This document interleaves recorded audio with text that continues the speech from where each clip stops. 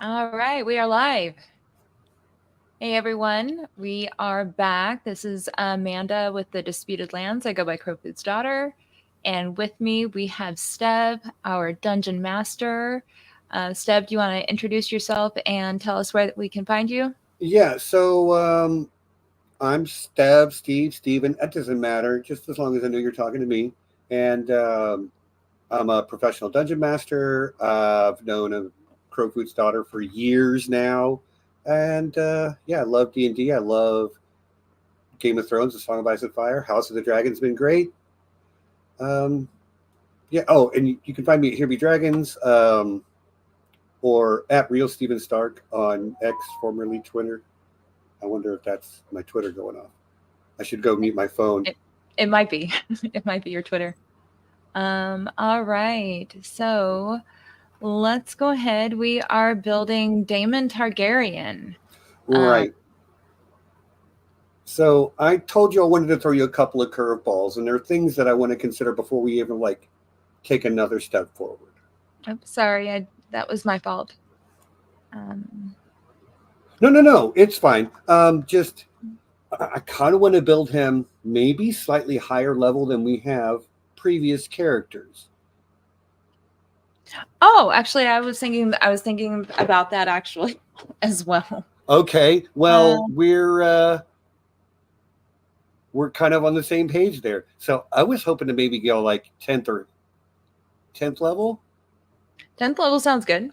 That sounds good. I am all for it, especially if we're going to throw him into a horde of the undead.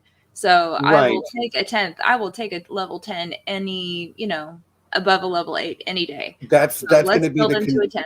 that's going to be the end of a Song of Mhm. Ice and Fire. It Yes. is that Daemon Targaryen comes through a portal from the God's Eye Yes. to fight the army of the dead with Dark Sister. Hell Yes, yeah! that's exactly what's going to happen. Well, actually, I don't think he'll have Dark Sister because that ended up with Blood Raven. Oh, but I mean, he is going to have Dark Sister. You said Time Portal, so that's what's going to happen. So we Well, will have possibly two or Dark Sisters. maybe Dark Sisters at Winterfell. He shows up at Winterfell. There you go. There you go. So we are looking at a level 10. Now, what about class? Okay, here's another curveball I kind of wanted to throw you. I want to min max him a little bit. Oh, really? Let's Yeah. see what you If got. if anybody's going to be min maxed, it's going to be It's gonna be Damon. Daemon Targaryen. Right. Like he He is is so that guy. badass. Yeah, he is badass. He should be built badass. I mean, he has the most epic death scene in spoilers in all of the A Song of Ice and Fire, like in history, just the most epic death scene whatsoever. He has been fighting pirates like all throughout his young adulthood. So I mean, if anybody's going to be min maxed, it should be Daemon Targaryen. Sure, Right. absolutely. Let's do this. I see a lot of lovely people in the chat, but I wanted to especially shout out Blue Insanity, one of my players. Oh, nice. Yeah, love her. She's awesome. You probably met her at Ice and Fire Con. I might have. I might Yeah, have. probably. I met all kinds of just amazing, lovely Right. people at Ice and Fire Con. Honestly, if you attend Ice and Fire Con, you're just amazing and awesome altogether. Pretty We've much. also Yeah. got Absolutely. We've also got Andrew in the chat. We've got Mohammed, and we've also got Kolnitsky. So we've got some people in our chat right Yeah. now. Mohamed and Kolnitsky, I've seen in my streams many, many times. Absolutely. All Anyway, right. so talking about min maxing though, like I'm looking at what does each class get at each level. I want to make him a level 6, level 4 fighter rogue. Okay, I was definitely thinking rogue. I wasn't going to go that deep into rogue. How explain your rationale. I would love to hear that. Okay, so again, this is min maxy a little bit. Okay, Mhm. Mhm. he gets at level 3. you will get the subclass for your rogue. What subclass were you looking at? Probably mastermind. Oh, okay. Keep going. Tell me And more. then Tell me at more. level 4, he gets a feat. So like, Got it. and then fighter, same thing. Like at level 5, he gets Right. his extra attack, which is Right. huge. You need It's like that's huge. you Yes. need that. Yes. And then at level 6, fighters get a feat. Right. So Right. he gets 3 Yes. feats Mhm. plus the one he would get if he's variant human. He also might not be a variant human. He might be a Targaryen. He might be a dragonborn. Breathe like I mean, no, and isn't there a different, like in Tasha's, a different variation of the dragonborn? oh, I'm not sure. Like gift. I think that there may be another variant that you can apply to the dragonborn race, and I might have to take a look at it. Yeah, I've got Tasha's on my roll 20. Because I'm sorry, I am a huge proponent of the Targaryens sharing the blood of the dragon, and if anybody is going to be a dragonborn, it will be a Targaryen. So yes, that is my But the issue is that Daemon Targaryen does not breathe fire, so there is that issue. But maybe we can, with the feat that is being applied, maybe it's possible to change that.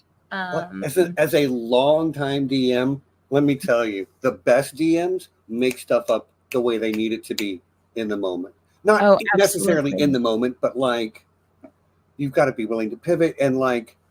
We could homebrew something, is what I'm saying, to say this is what it means to be a Targaryen. You get fire resistance, you get maybe advantage on persuasion checks. Right. No, but so let me here. I'm going to mute my mic. Just tell us some more about what you get with the mastermind. I'm going to just take a look really quick because I think that there may be some sort of gift of the chromatic dragon feat. Okay. And I'm going to just look on my roll 20 because I have all the rules there. Let's see. What are we looking at? Mastermind. So a mastermind rogue, he will only get his 3rd level ability, which there are 2, Master of Intrigue and Master of Tactics. When you choose this archetype at 3rd level, you gain proficiency with Disguise Kit, Forgery Kit, and 1 gaming set of your choice. You also learn 2 languages. Additionally, you can unerringly mimic the speech patterns and accents of a creature that you hear speak for at least 1 minute. So, like, yeah, he definitely sneaks around King's Landing in disguise, so that works. What else does he get? You can use the help action as a bonus action, which is, I don't know how well that's reflected in what he does, but I'm going to read on. Additionally, when you use the help action to aid an ally in attack creature, the target of that creature can be within 30 feet with you rather than 5 feet if the target can see and hear you. So it's like a distraction ability, a bonus action distraction ability, which seems pretty good. That is very nice. So I did find the feat. I found it. Gift of the chromatic dragon feat. So he could be a variant human with the gift of the chromatic dragon. So we could still have that dragon flavor. Okay, that will be his variant human feat that he takes. Yes, yeah. So it's gift of the chromatic dragon. You've manifested some of the power of chromatic dragons, granting you the following benefits: chromatic infusion. As a bonus action, you can touch a simple or martial weapon and infuse it with one of the following damage types: acid, cold, fire, lightning, or poison. For the next minute, your weapon deals an extra 1d4. And you can choose what type when it hits. So you could actually hit with a bonus action with fire, and then on the next turn you could do a bonus action and do poison. So it's not just, pick one and then you're set. You can actually Right. choose each time, which is great. And after you use this bonus action, oh well, no, actually you can only use it once. That is a big bummer. It says it's only one-time use. Oh, but it's for 1 minute, so you can do that. So you But can it's like what, change it once per long during that rest? minute. Yeah. So for that minute, yeah, which is what, like 8 rounds. So 10. It's 10. 10 rounds. Yeah, 10 rounds. So that's pretty much a battle most of the time. So that's pretty good. But the big one is the reactive resistance, which, if you watch one of my videos, we actually talk about how the Targaryens may have a little bit more. They are not necessarily fireproof, but if you have the blood of the dragon, you may have a little bit more heat resistance than the normal regular human. So, so when you take acid, cold, fire, lightning, or poison damage, you can choose your reaction to give yourself a resistance to that instance of damage. So he, in a sense, becomes, resistant to that damage. So Sure, why not? beautiful. You know what? I love that for him being at the Battle of Winterfell, because he's going to be doing fire damage, which is good, and he's going to be resisting cold damage, which is good. Exactly. Right on. We've already picked a feat for him. And we are looking at a variant human. So let me add that to our. So I am okay with the rogue fighter mix. I like that. So we are going to do 4 of rogue. 4 rogue And 6 fighter. Now, are we doing the fighter as the first level as for the saving throws? I think so, just based on how I feel like he would have been raised. Like his first level probably was fighter. He was trained to fight from a young age.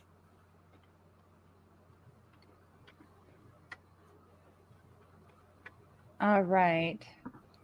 So we have got our level 6 rogues, our level 6 fighter, level 4 rogue. We will use, we'll start rogue. No, we're going to, no, we'll start fighter. Yeah. We'll start fighter. All right. And if his background isn't noble, nobody is. Yeah, I know. What background do you give a prince? That's pretty easy. Right. So we will do our prince. Oh, oops, noble. Right. Noble background and alignment. If he is not chaotic, I don't know who is it. I'm trying to decide between chaotic neutral and chaotic evil, actually. Chaotic evil or I don't think he's chaotic evil. I just chewing on it. Like, chaotic neutral is my natural inclination. Right. But like, the guy's pretty despicable, man. When just take this last episode. Mm-hmm. No, I mean, I get it. That's I get evil. I don't know. What does the chat think? Is he chaotic evil? It is hard for me to just classify people as evil because the way that George R. R. Martin makes characters, he makes them purposely gray. Yes. And he does that in order for them to, because like he says in all of his interviews, people don't wake up and decide, oh, I wonder what evil I can do today. Like, that's not necessarily, but he might be on more of the evil side than the neutral. Like, maybe, I'm going to make a point that is going to work both for and against me saying that he's evil. Okay. Yes. What is the chat? I would like to hear what the chat has to say. Nobody in the chat has said anything yet. I'm sure they're furiously typing away. They might be furiously typing away. But Ned is lawful good. But he did things that were both not lawful and not good.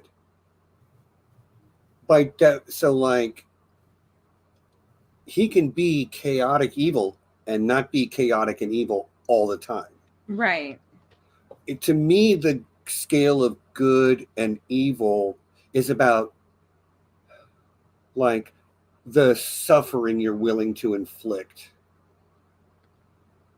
And he's pretty willing to inflict a lot of suffering. A lot. Oh yeah, Damon is ready for war crimes. Damon is Yeah. ready to do a lot of things. I'm actually, I think he's chaotic queen. evil, but like he might be chaotic neutral. I'd be comfortable with calling him chaotic neutral, but like in my heart, I don't know if I believe it. He's very chaotic. He is chaos. So we know he's chaotic. Let's go ahead. I don't know. I feel like I need to say Neutrival.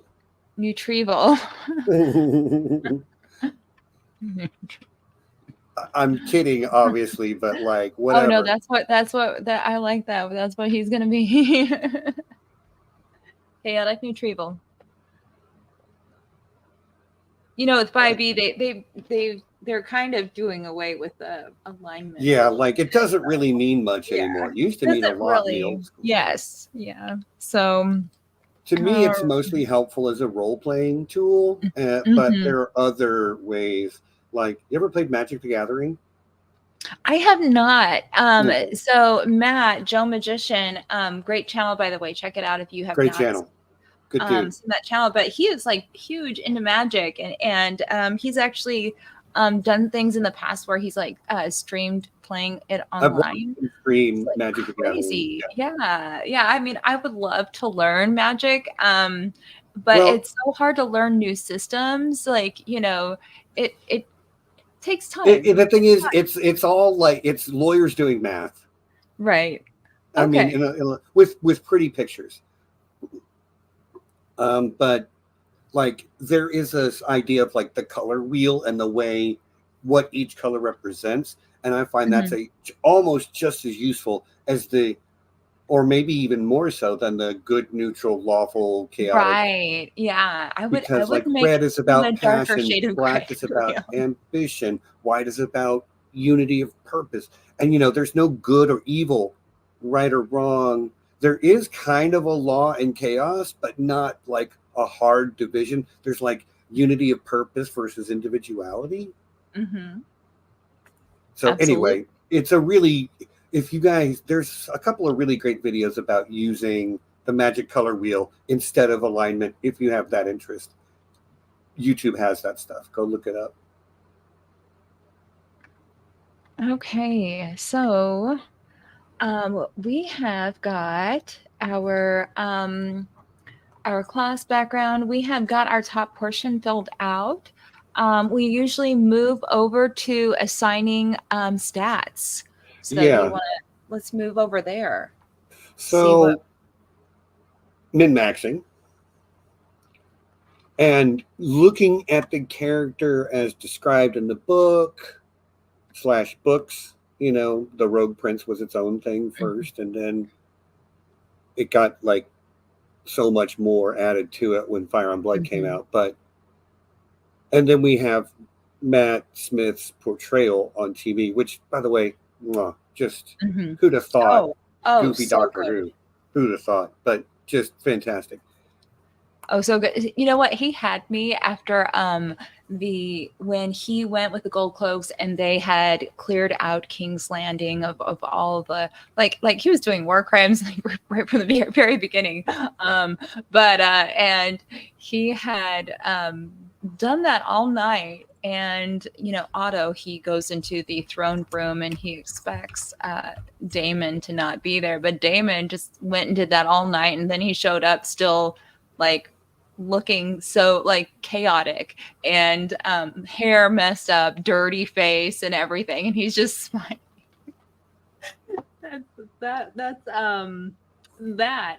He had me in that scene right there. It was. Yeah. We definitely need to build a character that's down to do war crimes. Down to do war crimes. That's right. In fact, we can make that one of his personality traits. Right. Hey, when the inspiration hits, write it down.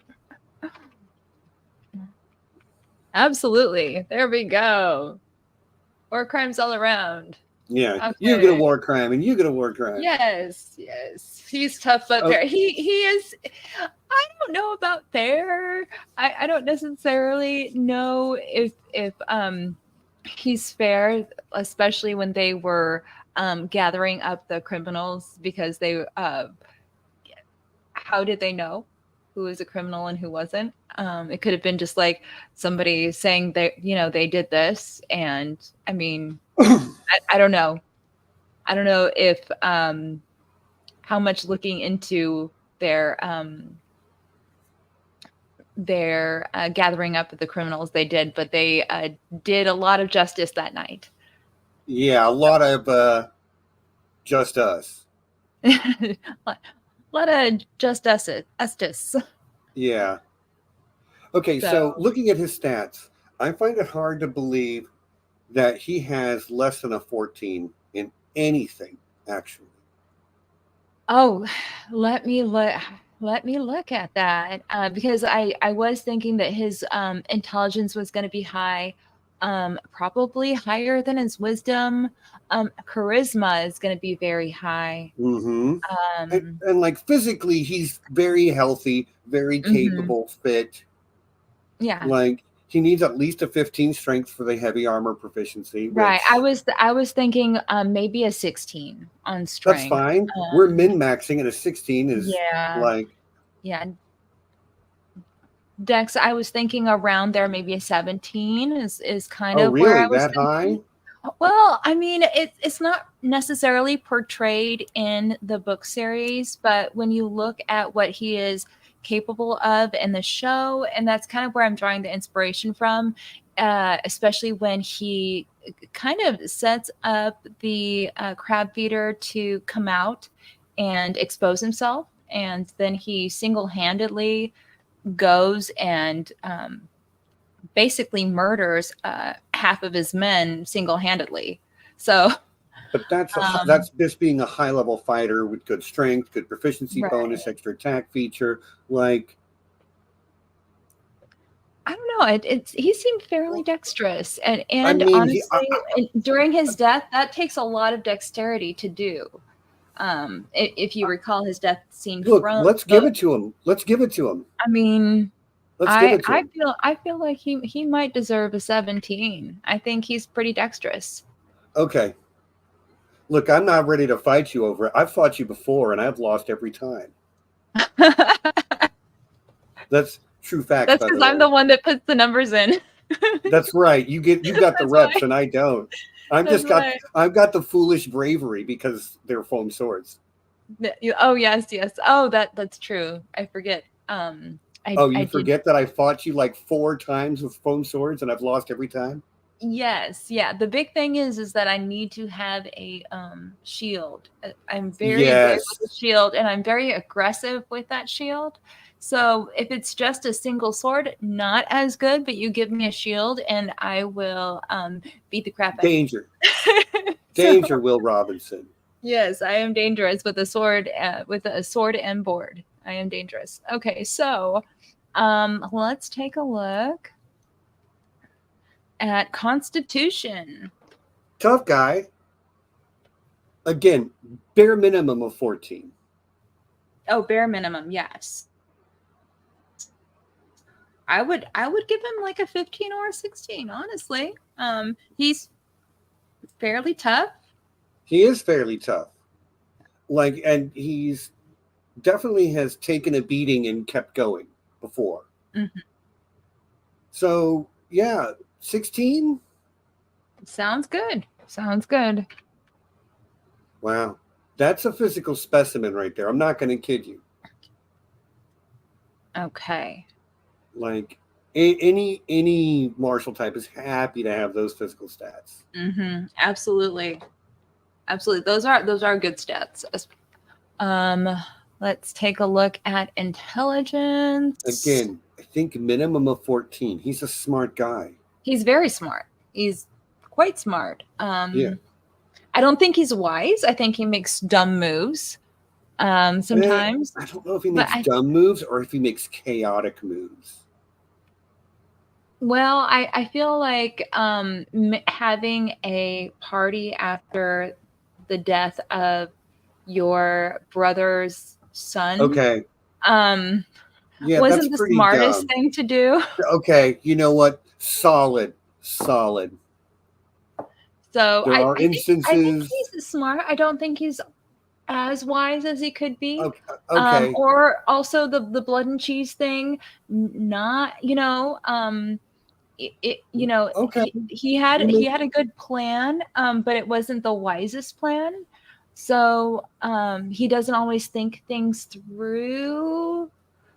He's you know more what? You're of a convincing me. You're doer. convincing me. Intelligence bare minimum of 14. I would even give him 50. I might even give him 15, but bare minimum Okay, 14. I'm happy I'm with good with that.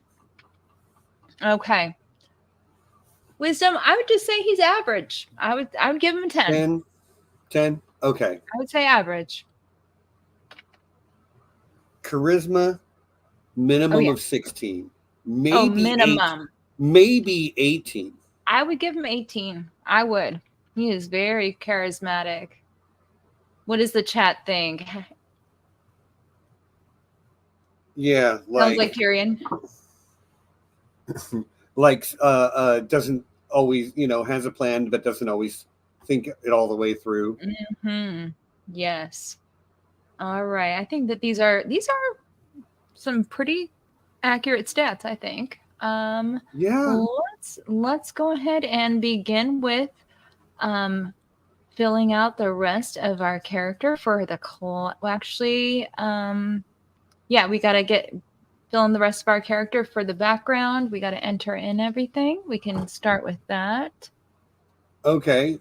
We took the noble background. Mm-hmm. I'm just going to look it up real quick. Right. I'm actually looking it up right now. Oh. I've got it right here. Oh, you got it? Okay. I am going to have to grab that just to get everything. Okay. Well, I'm going to read it out while you grab it then. Okay. So we're going to get skill proficiency in history and persuasion. Okay. Makes sense. History. We get a gaming set and a language. And then some basic starting equipment. The big thing is that we get persuasion and history as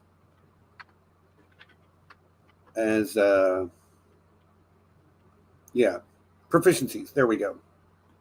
And of course, the other language is going to be Valyrian because he speaks both Common and Valyrian. So that works out very well. And he is going to get a gaming set. You know it's going to be a dice set. So he's going to get some dice. If there's any man that probably played dice with his soldiers, that would probably be Daemon. So let's give him a dice set. And looks like a set of fine clothes, a signet ring, a scroll of pedigree, and a purse containing 25 GP. Very nice. Now, there are some variants. Maybe we need to take a look at these variants before we continue. For example, there is a variant feature of retainers. If your character has a noble background, you may select this background feature instead of a position of privilege. You have the service of 3 retainers loyal to your family. These retainers can be attendants or messengers, and one might be a major dromo. Your retainers are commoners who can perform mundane tasks for you, but they do not fight for you. You will not follow you into obvious dangerous areas, and will leave if they are frequently endangered or abused. So there's that option, or there's the knighthood option, and I forget what was Daemon knighted. I don't think he was. I don't think he was either. I'm pretty sure that he was not. I see the retainers variant. I guess I don't have the one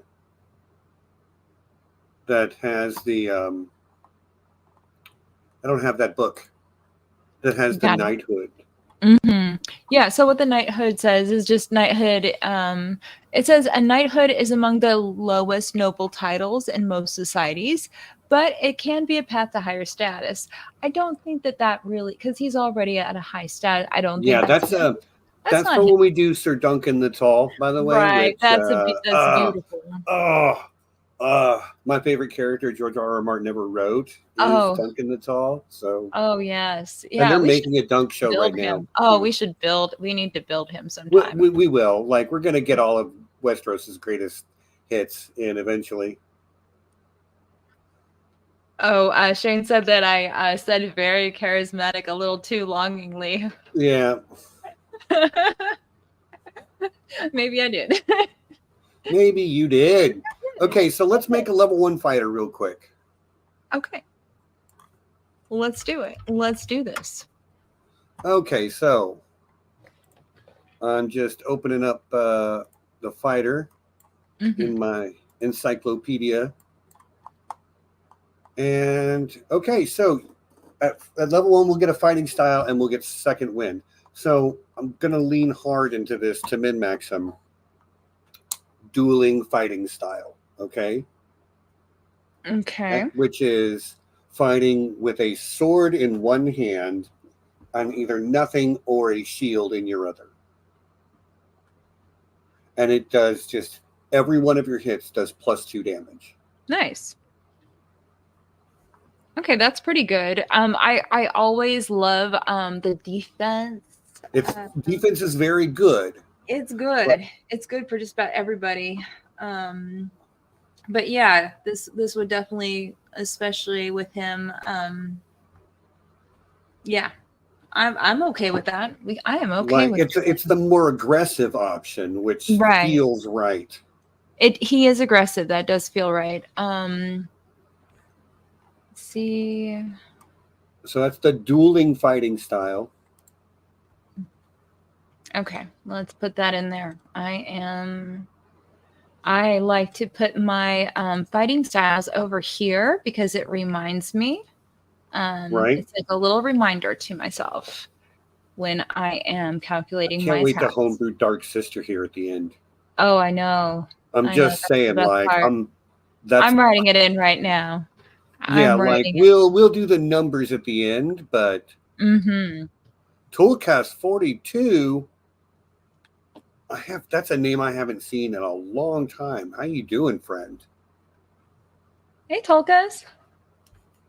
Wow. Welcome. And for anybody just joining, we are building Daemon Targaryen, and we are doing a level 10 min-max, and he is getting gorgeous right now. Yeah, he's going to be scary by the end of this. Just saying. Just saying. All right. So he also gets second wind. Nice little ability. And I'm going to show you where I always stick second wind because I do like playing fighters.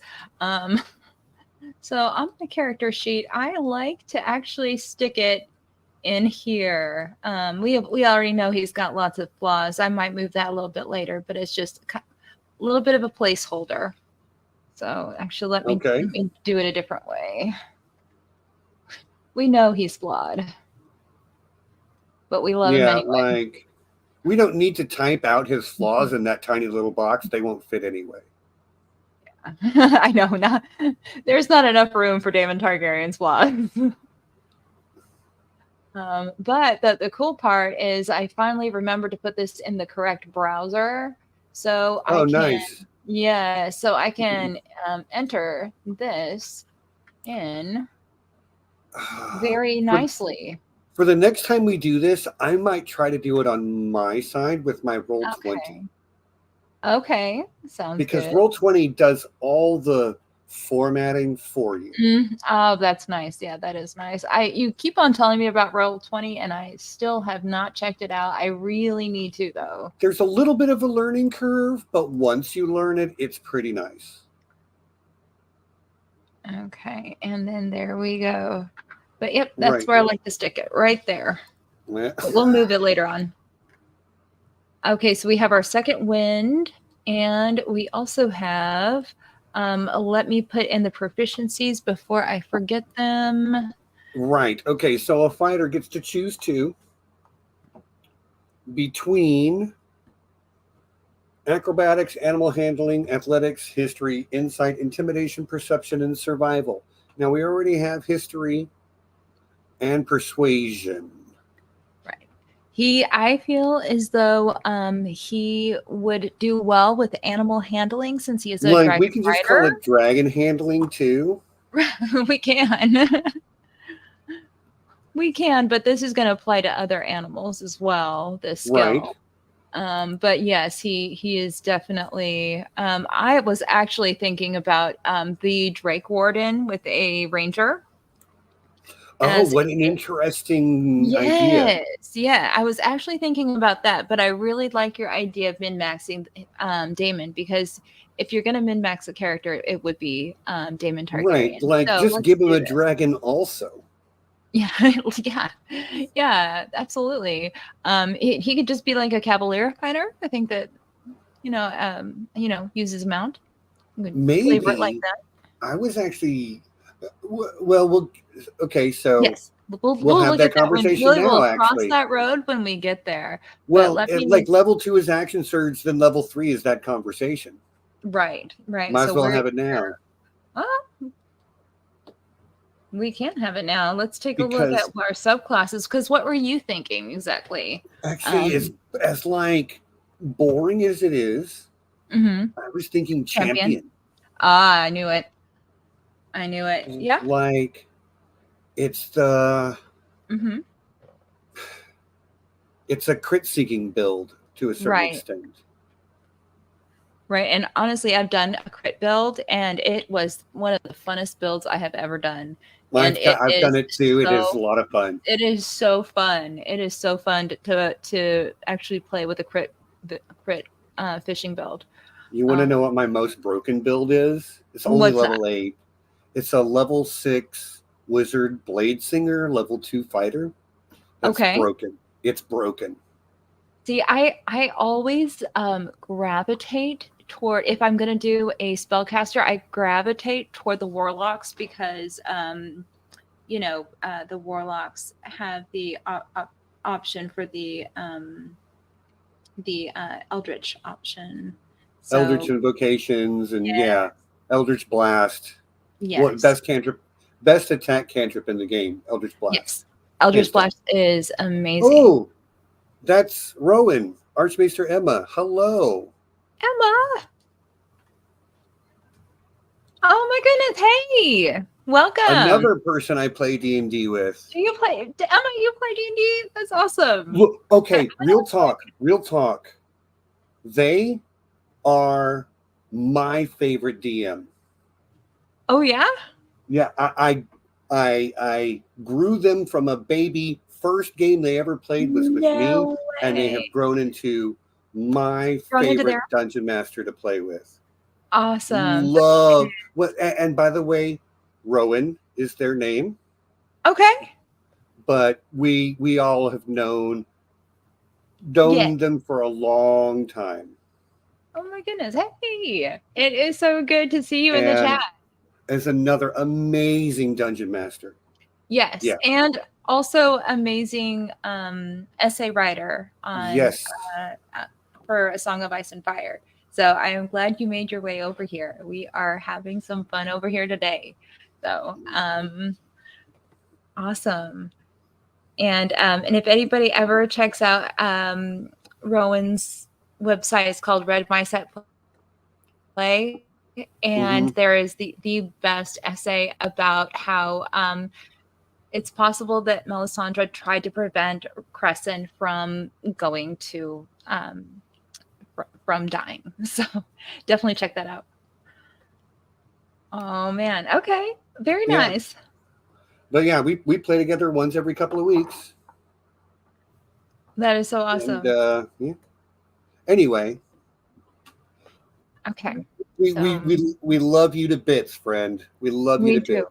Anyway, back to the conversation at hand.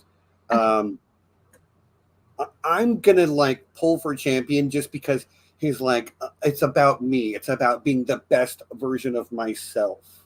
Hmm. Which the champion is really like that's kind of what it represents is that peak weapon specialist. He gets into a lot of trouble, but um you said cavalier, and I want to like give it Yes, because due. he's a rider. He rides a He is mount. right. And he rides Like his mount into battle. So, and that gives you some really good battle options if you are, if you're going to be mounted. He is. So, as a fighter, I feel like that would be a good flavoring to give him, and it'll also give him some advantages on his mount when he's actually riding. So, and we can take a look at those really quick for a moment. So we have the yeah, option for the improved critical, but we also have the option for the Cavalier, and I'm going to hit on that right now. So, so when you choose this archetype at third, you gain proficiency in a skill of your choice: animal handling, history, insight, performance, or persuasion. So you get a bonus for proficiency, which can be kind of big. And then insight's a pretty good one. There's a lot of times where you would have opportunities for insight checks. And then, so the big one, though, is born to the saddle. Starting at third level, your mastery as a rider becomes apparent, and you have advantage on saving throws made to avoid falling off your mount. If you fall off your mount and descend no more than 10 feet, you can land on your feet and you're not incapacitated. Finally, mounting or dismounting a creature costs only 5 feet of movement rather than half your speed. And this is going to be very, very big because if he does fall from his mount, he will die. So, I mean, without somebody casting like Featherfall or something like that, right. Which you which know, we haven't made any of that in what we've made so far. right. Um, so I love all of this. Like it's a solid argument to be made. We also have Rowan saying could be champion with mounted combatant feat, which is another option. My Oh, other thing, but I'm also one more thing. I forgot there's also Unwavering Mark that starts at third as well with this feature with the Cavalier. Starting at third, okay. you can menace your foes, foiling their attacks and punishing them for harming others. When you hit a creature with a melee weapon attack, you can mark the creature until the end of your next turn. This effect ends early if you are incapacitated or you die, or if someone else marks the creature. While it is within 5 feet of you, a creature marked by you has disadvantage on any attack roll that doesn't target you. So once you hit a creature, and this could be like a boss, if they target anybody else but you, they have a disadvantage on that. So, which can be That's a really, very cool ability. I'm yes. playing a barbarian that has a similar ability. And in addition, if a creature marked by you deals damage to anyone other than you, you can make a special melee weapon attack against the marked creature as a bonus action on your next turn. So, so that's good too. And you have advantage on the next attack roll, and if it hits, the attack's weapon deals an extra damage to the target equal to half your fighter level. So that's an extra +3, which is awesome. Also, regardless of the number of creatures you mark, you can make this special attack a number of times equal to your strength modifier, a minimum of once, and you regain all expended uses of this when you finish a long rest. So that was a mouthful, That but was a lot. yeah, So champion is just you crit on a 19 or 20 it's instead of a just very 20. simple. It's a great. Very It's straightforward. very straightforward. If you are a new D&D player, playing a champion fighter is definitely a way to go Easy. because it can be Easy. very difficult to keep track of all of these different features that your character has. Yeah. By the way, if you want to learn to play D&D, let me know. I'm really like I've taught many people to play D&D over the years. Love it. Anyway, so I'm going to say a couple of things. One, are we building a character for the Battle of Winterfell? Because like, how important is mounted combat going to be in that scenario? Right, But he's the going to other be a side of me is like he does ride a dragon, and he also jousts on horseback. He does. And, and Rowan has a really good comment, and I think you already mentioned it, the champion with mounted combatant feat. Well, let's look at the mounted combatant feat. Yeah. All right. Open, says me. You get advantage on attack rolls against any unmounted creature that is smaller than your mount. Okay, this is all while mounted. Okay. And most things are going to be smaller than his mount. Like, yes. So that's big. That's very big, actually. You're on a horse. A horse is a large creature, and everybody else is medium. That's quite big. Force an attack targeted at your mount to target you instead. If your mount is subjected to attack, that allows it to make a dex saving throw to take only half. Instead, it takes no damage, which is like a peak rogue ability. It's actually fantastic. Like, I can see taking that whether we take champion or cavalier. It's definitely good to have. But that is huge. Like, there's not going to be a lot that's going to be bigger than Caraxes. So you basically have advantage on everything, except it does have to be a melee weapon, melee attack. I'm not sure because it's not a melee attack against any attack, it's just a melee attack. Yeah, well, I think like she's attacking with Dark Sister sometimes. Mm-hmm. Or like if he is riding a horse. Yeah, right. Like he's still going to be using either Dark Sister or a lance, and there's. Right, but isn't the breath weapon a melee attack? No, the breath weapon is a saving throw. Okay. So that saving throw actually comes in helpful if he's, say, riding a horse or or riding a dragon, and he takes and he's forced to make a dex save, which a fire breath attack is a dex save. It takes no damage instead if it succeeds instead of half, which is actually huge. Yes.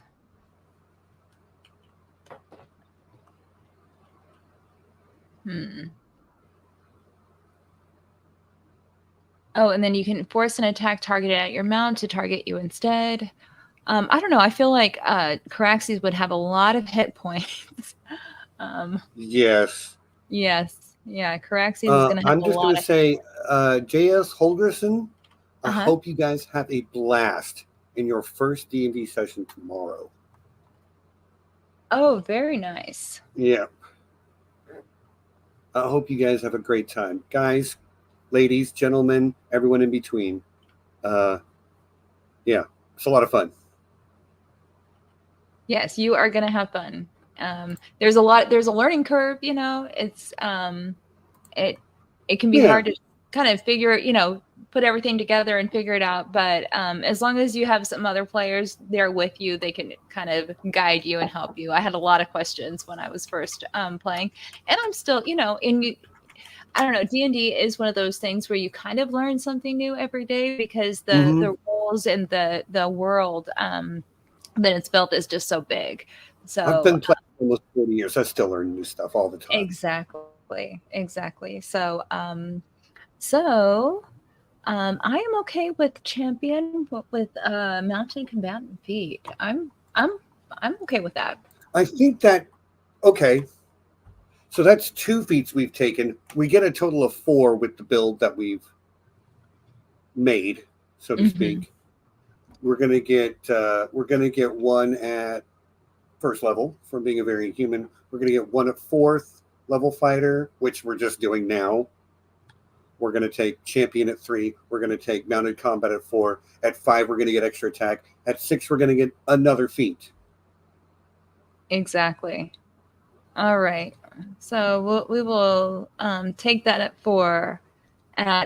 But for right now, we haven't actually gotten to level 2 yet. Have we not?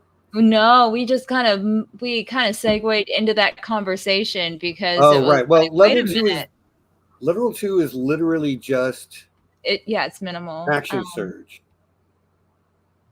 I'm sorry. Maybe I kept talking ahead. Oh yeah, so there we go. We have our action surge. I also have to enter in the saving throw. So we'll get there eventually. Okay. You know what? I am ahead of you. I'm excited. This is a fun character build. This is a wonderful character. I mean, come on. It's Daemon Targaryen. It's Daemon freaking Targaryen. Matt Damon. Daemon freaking Daemon freaking Targaryen, man. Okay, here we go. Action surge. Right. Here we go. You want to? But did we ever even pick his skills? We didn't. Yeah, we We picked picked one. We picked animal persuasion, handling. animal handling. Oh, we only picked one. We are just so I'm sorry. excited derailed about us. this guy. Derailed us. It's okay. We are just so excited about this man that we are building right now. So fighter, yes, we still have to move over and choose our 2 skills: acrobatics, animal handling, which we've already choose. So the other options are acrobatics, athletics, history, insight, intimidation, perception, and survival. And I could make an argument for any or all of these. Let's bear in mind we're going to get 2 more when we start taking rogue levels. Mm-hmm. So let's And expertise. And expertise, right? Yes. So I feel like perception is always fairly good. It's never a bad option. Never a bad option. Let's just go ahead and throw that in there right now, unless you want to grab athletics, because I don't know if athletics is going to be an option once we get to rogue. I think it is, actually. Okay. Yeah, I think I'll go with perception. Okay. I think that's a good idea. Let's Perception, insight's always good too, but they're just they have different uses. They do. Okay, so let's take a look, and we have our fighter. Now we are going to enter in our champion.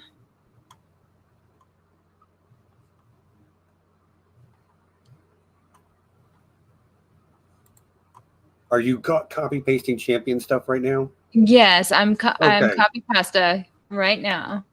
Improved critical.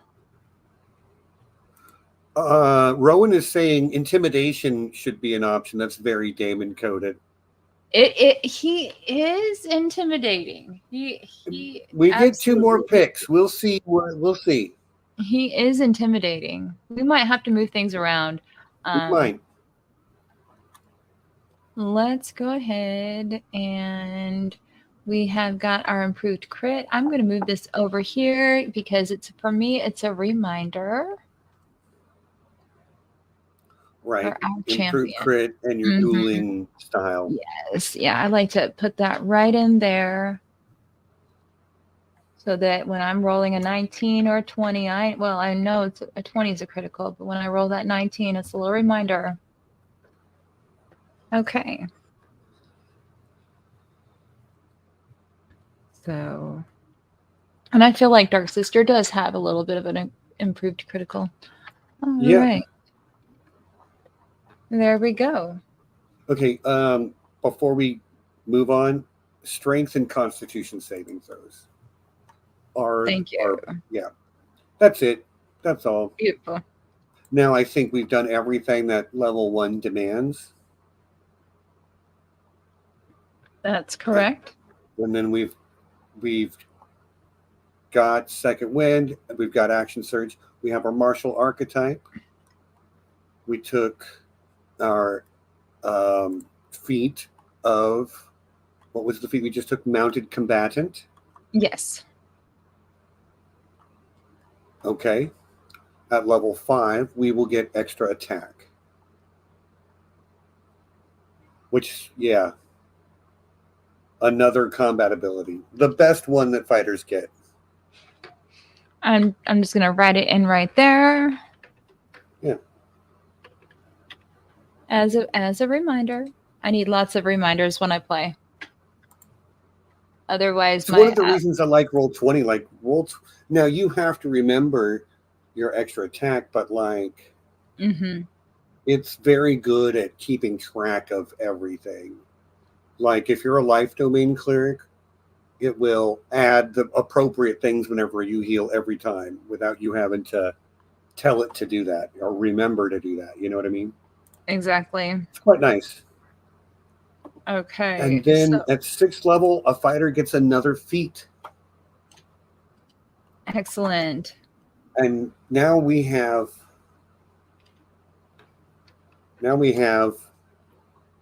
like the whole feat list open to us.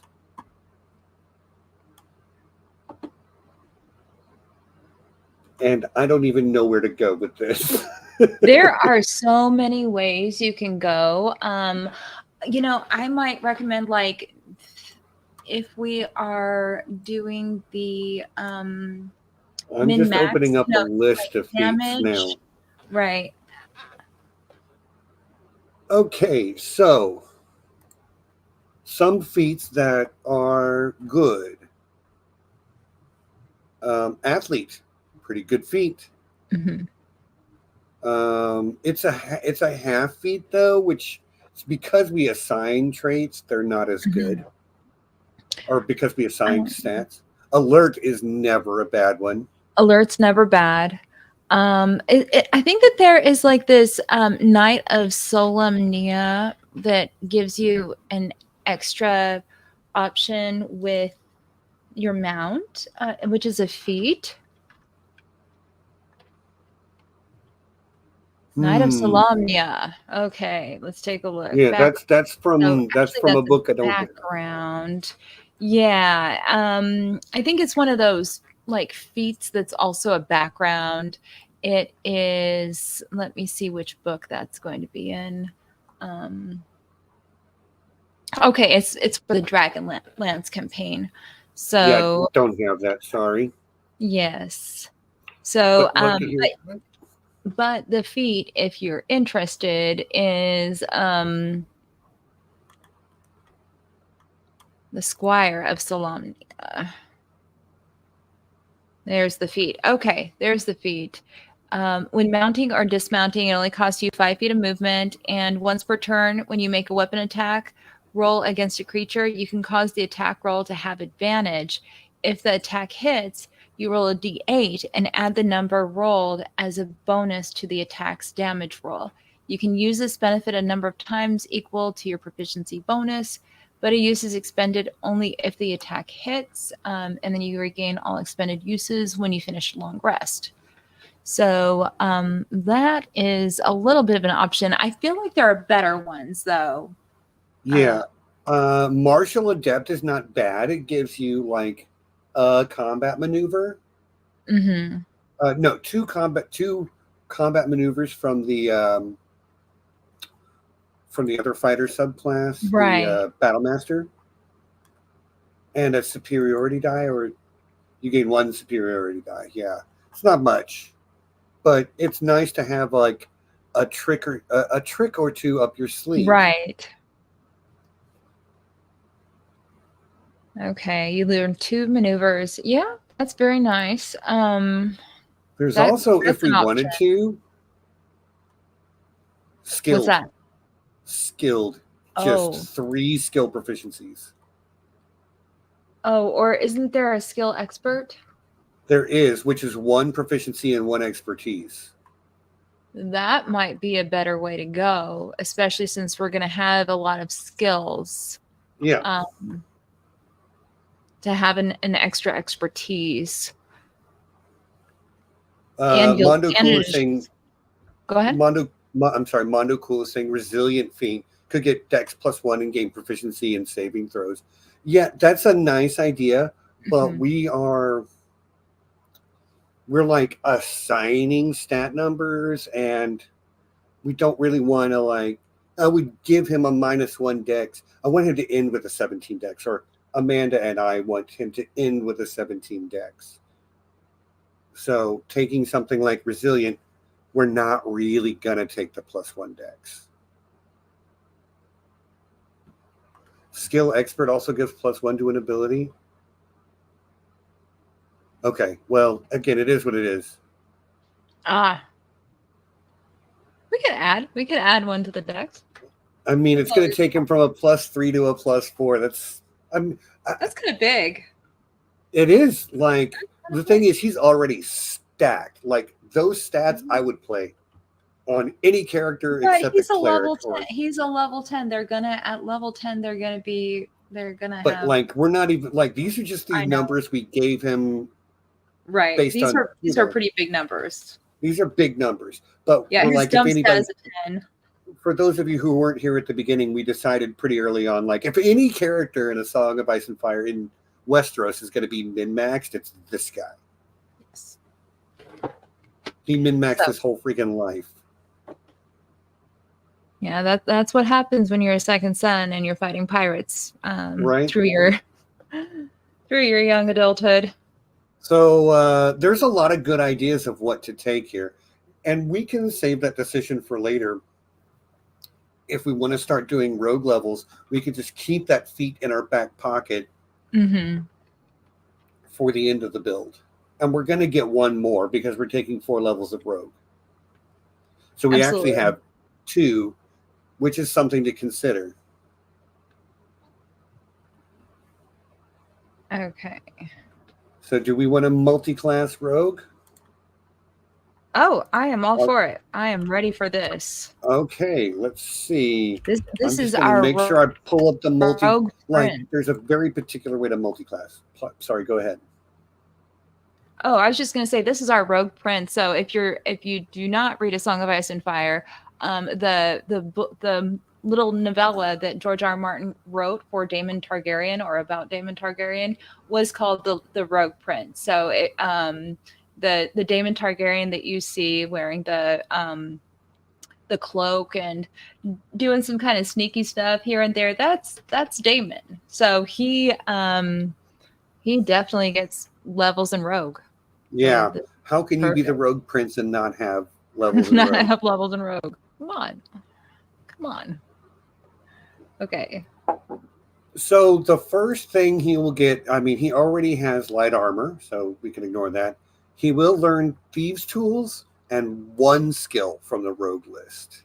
I thought it was 2 off the top of my head, but I was wrong. Okay, let me pull that up so I can. I'm getting it myself. Okay. All right, rogues get they got a good list to choose from. Acrobatics and athletics again. Deception. Yeah. Insight, intimidation, investigation. We already have perception, so we don't need to worry about that. Performance, we already have persuasion, sleight of hand, and stealth. I'm thinking athletics, deception, insight, and intimidation. Okay, so that's 4, and we get 1. Oh, we only get 1. We only get 1. That's what you're gonna. Oh, okay. If you're playing as a rogue from the start, rogues get to choose 4. If that's your first class. Right. Okay. But if you multi-class into rogue, it's just 1. Okay. But this is hard. We were talking about taking the skilled feat to gain 3 more skills, and that's 4 you just named. Okay. You want to do that instead? And stealth is really good too. I feel like stealth is more handy than deception, to be honest with you. Of course, I don't know how much stealth we're going to need when he's riding a dragon. But he's not always riding a dragon. Right. I think we take the skilled feat and just take all 4 of those skills that you mentioned. Sounds good. I mean, the guy is multi-talented. Athletics, deception, insight, and intimidation. Okay. Okay. Athletics, deception, insight, intimidation. Love it.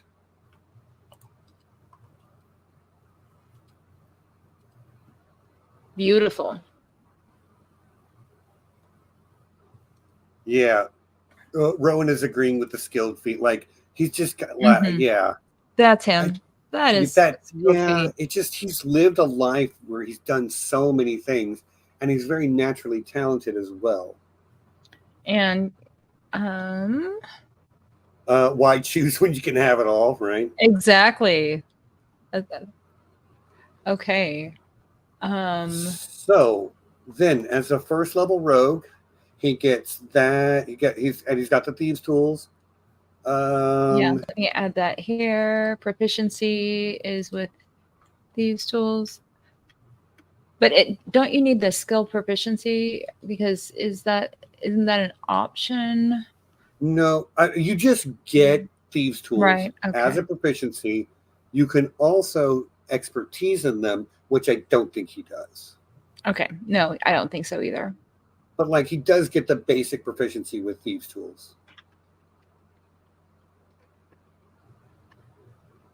Okay. And I I before before E. E, I know, I know. It always gets me, okay, guys? Look, I have to say it every time I do it, and I still do it. as a math guy, I felt that deeply. It's fine. Okay. There's a reason I had to say the rule out loud. I you know, You know what I mean? if you were listening, I said it too. So I was Oh, thinking it. I was I looking at. did. Oh I yes. did hear you. Um, okay. So the first thing rogues get is expertise. This is a big decision, actually, Mm-hmm. because he's got a whole list of skills to choose from to have expertise in.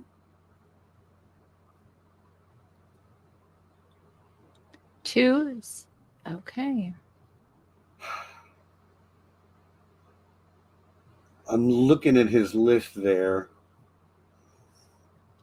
Insight and or perception both kind of jump out to me as things for him to be expertise in. Intimidation, deception. Why am I naming all the charisma based skills? um. Does anybody else have any thoughts? I mean, animal handling certainly is a possibility.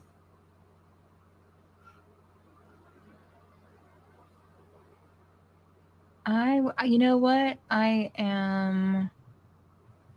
I feel like deception. It just feels right for him. Okay, I would I would agree. Yes, a very Okay, Daemon. that's very Damon. Let's do it. It just feels right.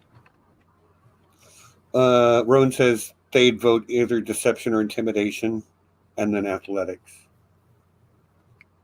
I would definitely go with intimidation too. The athletics, well, the intimidation might be pretty handy. Of course, if you're fighting at the Army of the Dead, I don't know. Uh, are, are they immune to the frightened? Yeah, I don't know that that's gonna. Be very Mondo helpful. Cool is saying he definitely does beat down on the regular athletics. Like we saw him Yes, climbing into the freaking caves of Dragonstone, like let's do it. free climbing. Let's do You it. know, Yeah, and when you look at his death scene, you're gonna see exactly yeah, how athletic this man truly is. yeah, So, leaping from one mhm. dragon to another while they're falling through the sky and landing perfectly. Yeah, I love it. I love it. Okay, and then Shane is asking, are you doing his attacks to hit damage with Dark Sister? Because that's what us meta D&D players salivate to. Yes, we're going to be doing that with Dark Sister. So, and we'll be doing that. We usually do that at the end, is where we usually do Mm-hmm. that. So, But yeah, we will. I'm gonna do a little bit of like homebrewing on Dark Sister when we get there. Looking Okay. forward to that. Yes. We will do some homebrewing. Excellent. I'm excited for that part. Okay, so we have our very deceptive, very athletic Daemon Targaryen, who now has his expertise mapped out. Mm-hmm. And let's see where we are for our rogue. After expertise, we have sneak attack. That's my favorite Correct. part of a rogue. There you go. I think that's every rogue's favorite part of a rogue. Um, Mm. I think expertise might be mine, actually. really? Yes. I I think expertise. Well, mm, cunning action too. Like cunning action is such a a fantastic ability, which we Okay. will get at level 2 where I'm ahead of it. But like, yeah, cunning action is so good. And honestly, I probably need to put in my sneak attack somewhere up here so that you do not forget your sneak attack.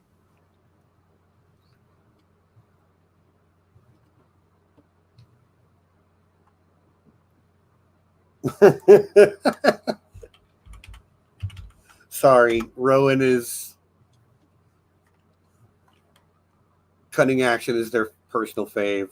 Oh Save so yeah. many baby turtles with bonus action dashes. I was That's a game we were playing in together. That's Baby the turtles. You Yeah, gotta we save the saved baby turtles. we yeah, I'm sure that. they're rogue. I'm a barbarian. Fun game. Okay, so I am gonna sneak in this sneak attack part right here because that's so tiny. It's fine. Yeah, that sucks, doesn't it? Sneak That attack, part does. and just make it 2d6 because that's what it'll end up at.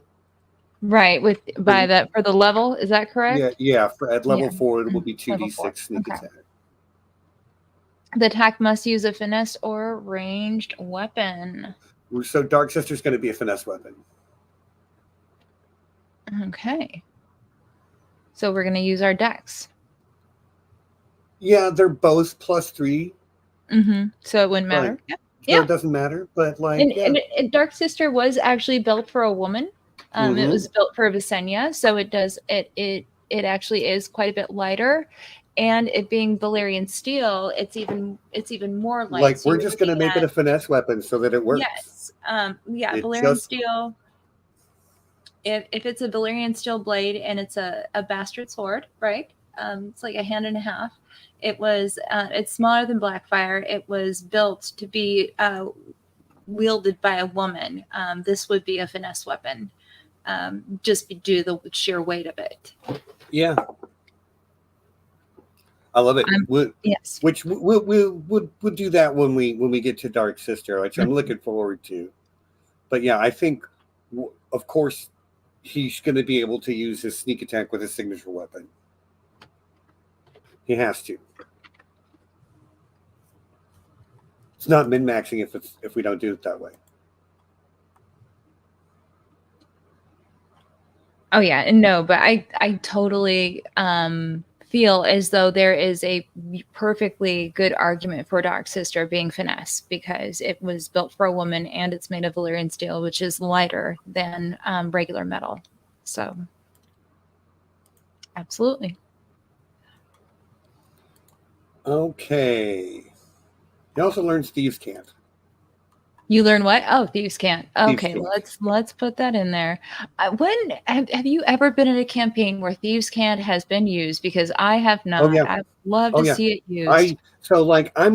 I dungeon master more than I play, but Thieves' Cant is definitely a thing in my game world that I use. And Thieves' Cant isn't a separate language. It's like knowing the right words to say at the right time to the right people. Got it. Right. Like you might walk into a place and a guy might say, "It's been forever since I've seen you, cousin." You've never met, but that's a greeting in Thieves' Cant. Got it. But it's coded, and that lets they will each know, okay, you're part of that network. And then there's hand signs, and yeah, anyway. Okay. But yes, Thieves' Cant does matter, and it would matter in Flea Bottom because there are words that the commoners used that Well, and again, Rowan's Thieves' Cant, aka Flea Bottom rhyming slang. Right. Yeah. Like Okay. in the real world, the word cop is a Thieves' Cant word. Like it was an underground word that only the disreputable used to describe police was cops, coppers, referring to their copper badges. Okay. So Anyway, I am. that's your Thieves' Cant history lesson for That today. is your Thieves' Cant history lesson, everybody. Um, no, that's really interesting. I just have never been in a campaign where it's actually been used. So that's very interesting. Um, because It's an when easy I way for the underworld types to identify each other, there you go. and it allows them to have conversations in the open without other people really knowing what's being said. So Step, guess what time it is? It is time for our roguish archetype. And We get cunning action? Did you put cunning action in I there? did. I Okay, did. I put it cunning in. action, amazing ability, at least in combat. I would love to get to roguish archetype, but I'm going to sneeze first. Okay. All right. You go ahead and do that. I'm going to pull up Mastermind. We were already talking about Mastermind. I'm just going to remind everybody what Mastermind entails. So, when you choose this archetype at 3rd level, you gain proficiency with the Disguise Kit, the Forgery Kit, and 1 gaming set of your choice. You also learn 2 languages of your choice. Additionally, you can unerringly mimic the speech patterns and accent of a creature that you hear speak for at least 1 minute, enabling you to pass yourself off as a native speaker of a particular land, provided that you know the language. Master of Tactics allows you to use the help action as a bonus action. And the help action is actually really, really cool because using the help action can give one of the other people nearby advantage on their attack. And so, for example, with that, you could, as a bonus action, you could attack your opponent and then give your mount Caraxes the help action with bonus and enable him to get advantage. Um, it, it's just very, very cool that way. Additionally, when you use the help action to aid any ally in attacking a creature, the target of that attack can be within 30 feet of you rather than 5. So that increases your area in which you can use that help action. So that's huge because 30 feet in a battlefield can covers a lot of ground. Normally, the help action, you have to be standing next to them. 30 feet Yes. is a lot more than standing next to them. Yeah, so you don't it no longer can it be your mount, it can be anybody within 30 feet. So that is If you're not American, that's 9 meters. Just so you know, oh yes. for our international audience. Yes, I am very not very good at converting the metric and American systems. I'm a It, math guy, so I like, but yeah, I get it. yeah, I know yeah. most people are not good at it. I do know that as an inch is 2.54 centimeters. That is what That's I know, right. everybody. That is what I know, and I know that a normal temperature is somewhere around 37 degrees, Like and human body yes, temperature. human body temperature is around like 37 degrees Celsius, and that is everything that I know. Okay. Oh, and then actually, maybe I know more, but I'll stop there. I'll stop there. That was your math class for the day, That everyone. was the math class, That's right. everyone. International Um, Units of Measure 101. yes. All right. Okay, so I love him as a mastermind rogue. It just lets him nitpick, with the deception Mhm. and already having uh, deception as an expertise, and then you layer. Like I can see him forging things. He's definitely done the disguise thing before. Mhm. So I do want to check a couple things out. The Phantom looks a little bit intriguing to me. I don't know if anybody, I've been in a campaign where somebody's played the Phantom Rogue. And so Whispers of the Dead. Ooh. I have When you never choose this played it. archetype, I have not either. When you have chosen this archetype at third, echoes of those who have died cling to you. Whenever you finish a short or long rest, you can gain one skill or tool proficiency of your choice as a ghostly presence shares its knowledge with you. You lose this proficiency when you use this feature to choose a different proficiency that you lack. So you can actually get another proficiency. And then there is the Wails of the Dead. So at third level, you nudge someone closer to the grave. You can channel the power of death to harm someone else as well. Immediately after you deal your sneak attack damage to a creature on your turn, you can target a second creature that you can see within 30 feet of the first creature and roll half the number of sneak attack dice on your level, rounding up, and the second creature takes necrotic damage equal to the roll's total as Okay, wails of the dead sound around them for a moment. That's a little dramatic. I love it. Like flavor win, but like I don't know that it's going to be very useful Not or, necrotic or damage is not going representative to of be what we actually useful with the see, undead. or representative of what we actually see on the page No, or on screen. not at all. But I definitely wanted to look at that because that was a little bit. I was a little intrigued. So yeah, I do feel like Mastermind's pretty good. He's definitely not an assassin. Um, he sends other people out to do that. But Mastermind does look like something good. So let's go ahead and use the Mastermind. Okay.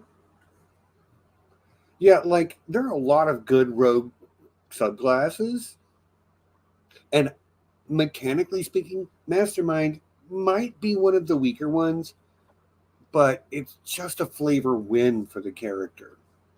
Because he's always pulling strings. He's Yeah. always here and there doing this and that. Like he's always trying to influence the outcome. Okay, so we are going to get 2 languages. Yeah. So he's going to speak, yeah, Common, Valyrian, Thieves Can't. He'll probably speak maybe He's some probably Discari, who knows. yeah. So in Pentos they have different dialects, and so he probably knows the Pentos dialect Pentoshi, of yeah. Valyrian. He lived in Pentos for a little while. Yep. And what else could he have? I mean, that's a really excellent question. I don't know. I feel as though he can read Valyrian as well. Yeah. But I don't know if that is entailed with knowing the language.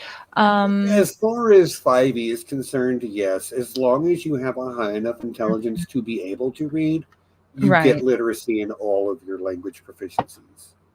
So those are going to be the big ones that I feel as though he can have. If anybody Yeah, else can think of anything, I am all for it.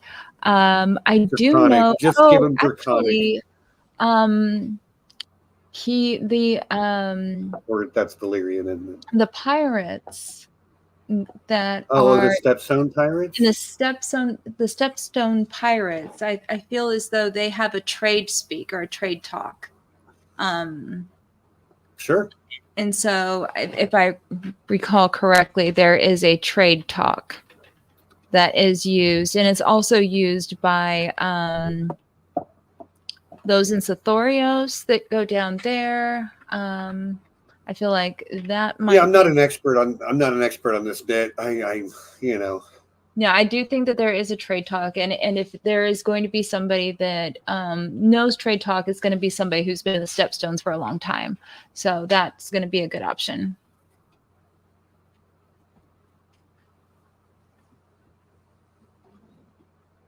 So what did we decide? We decided on the mastermind. We have Right. Pentoshi, and we also have um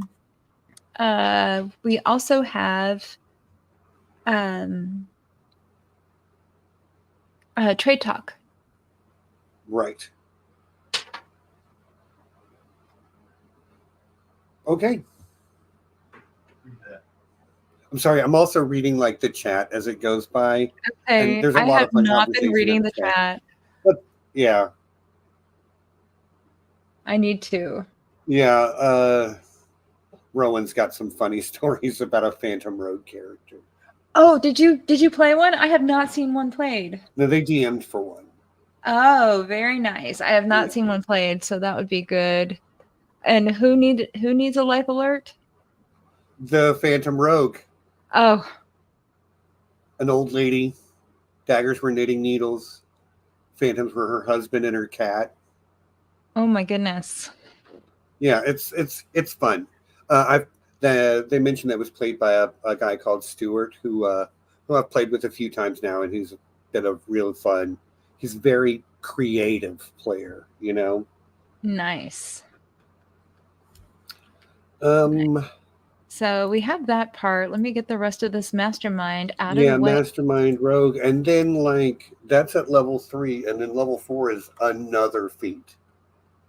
So I'm gonna start thinking about another feat. And I saw what you wrote, Shane, about Dark Sister stats, and largely I agree. But I'm gonna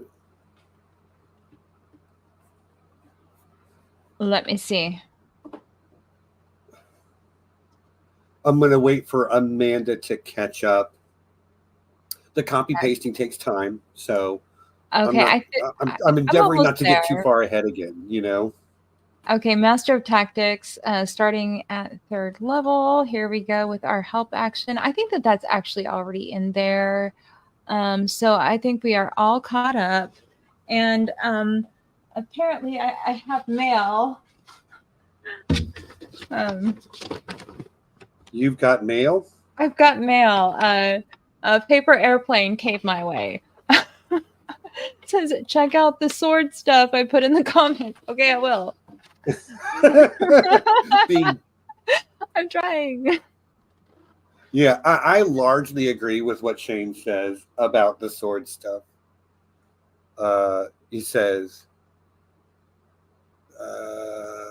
in the old rules, Dark Sister would be a +5 in his opinion, Oh. +3 with extra abilities in the new rule set, +5, or in the old rules and 3 in the new, being basically top tier, the top tier that exists.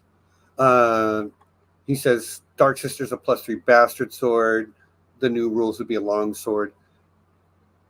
So new rules, yeah, Dark +3 Sister with is extra not ability. that big. It's not a hand and a half sword. It's a hand and a half. Dark Sister? It's a bastard sword. It's a bastard sword. So yes, it's and a bastard is a hand and a half. I can. Yeah, like I thought it was much smaller than that. No, it's a bastard sword, but it's smaller than a long sword, and it is slightly, it's bigger than a short sword. So it is a Like like an army it is the sword. Jan of swords. Long sword, long sword, long sword. But yeah, so what D&D calls a long sword is not what a historical weapons but a expert would bastard call a long sword, sword. and I'm gonna look this up because I know that it's a bastard sword. Like, I'm happy to be wrong. And let's be honest, you who make lore videos know the lore better than I do. But I And was maybe I'm under wrong. the Oh my god. Nope, it's a long sword. You're right. yeah, like it's a so single hand, like an arming sword. You are so right. No. Okay. Let's read a little bit about Dark Sister because we're about to stat it. Okay.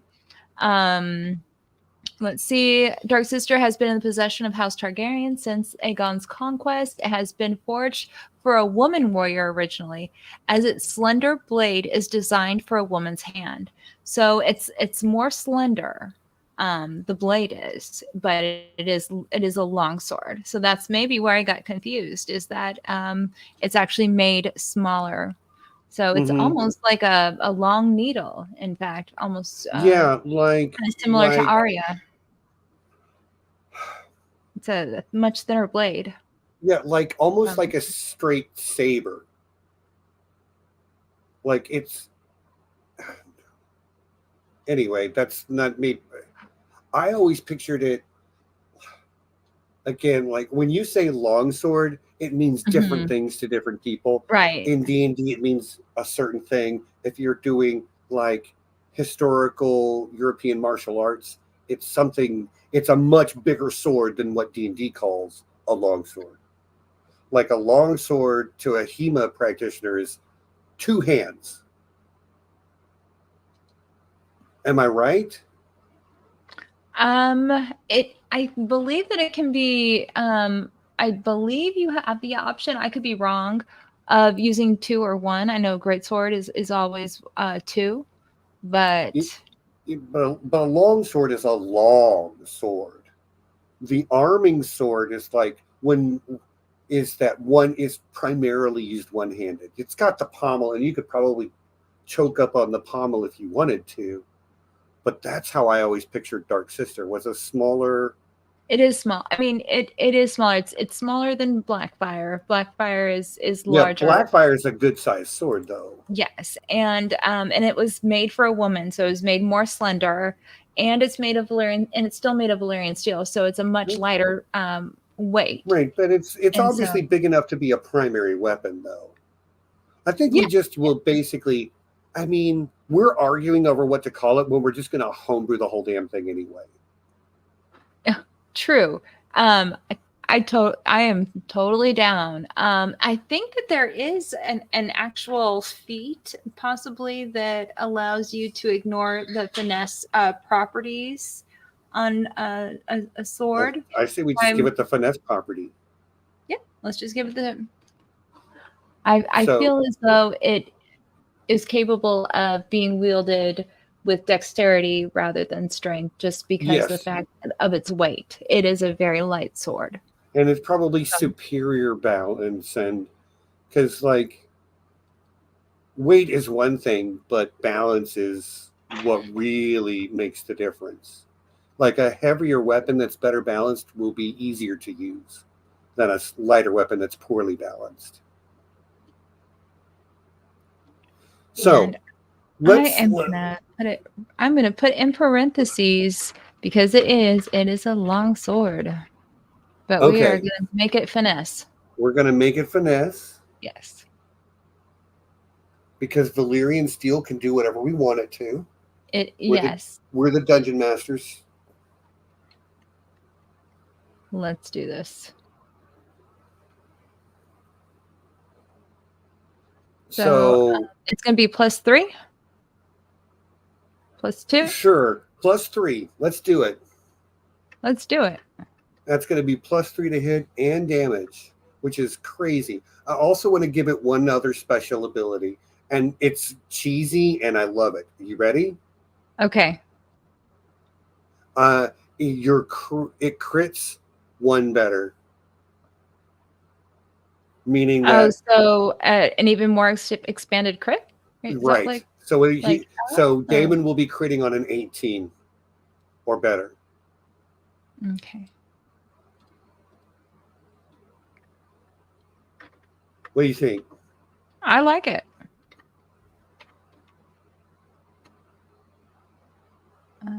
So your weapon attacks score a critical. I'm putting it in. Your weapon attack scores a critical on, and so it would be a 19 or a 20, but when Right, you combine +1 that to with the your critical dueling, range, yes, basically. attack Shane scores. says undead have to save or be destroyed. Yeah, sure. Why not? Oh, that's totally true. I mean, as long as we're That's making a guy that's that could just like true. burn through the battlefield of Right, but undead. But that's kind of true. At least, if what they show in the show is correct, and I kind of think that it probably is. Yeah, Um, I love so it. that's true. So automatic crit on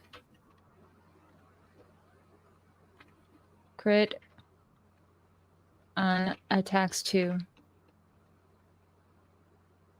Perfect. Yeah, That makes sense. That's Dark Sister right there. I love it. It's a +3. But So you guys see how awesome I spell? The struggle I look, have. you're doing it on the fly. Okay. Like you're not. There is no takesies backsies. It's live. We'll do it live. See, now you guys know why it takes so long for me to write a video. I'm a terrible So speller. let us figure out Daemon's attack modifier and damage because I'm interested. So he's going to have +4 from his proficiency bonus. He's going to have +3 from his dexterity. And then he's going to have +3 from the weapon itself, which is a 10 +10 to hit.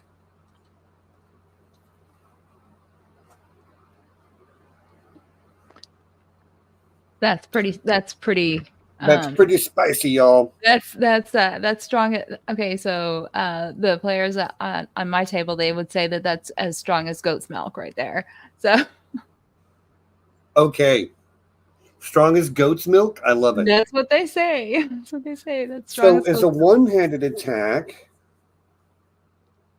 it will do a D8 plus strength modifier of 3, +3 from the enchantment bonus, +2 from his dueling fighting style. So that is a D8 +8. Nice. That's a spicy meatball. And Any crits on an 8? it's a spicy meatball, and that's magical. Yeah, magical slashing. It is a spicy meatball right there. Look, it's magical. It's fine. It is magic. Watch my video. It's so magical. By the way, can I say your last video? So good. Thank you. If you guys haven't watched the video that came out, yesterday or the day before? Yes, it's probably one of my favorite. About Sir Auric and Sir Eric. Oh, oof. Good stuff. Like literal goosebumps at the end. Yes, that was my goal, and so if I did that, then I have accomplished it. So, and then he can also add 2d6 to that once per turn with his sneak attack. Yes, he's got ways to.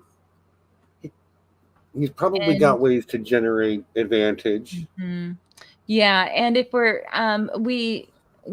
we're not going to do the breath weapon here. We would have to stat Caraxes separately. But because he's only got the one weapon, I could enter in the sneak attack right here. It's just, however, it's easiest to remind yourself as the player to of all of your players' bells and whistles. And honestly, even though he's a champion fighter, he does have a decent amount of bells and whistles with his feats. So, right. We still have 1 feat to pick for him too. Yes, we do. And let's slap some armor. Just plate mail, full plate and a shield. We'll give him an AC of 20. And do you know that in the show, just like FYI, like, did you know? So in the show, they gave him a Valyrian steel helmet, which I thought was very, very cool. Is what they say. The creator said is that his helmet is Valyrian steel.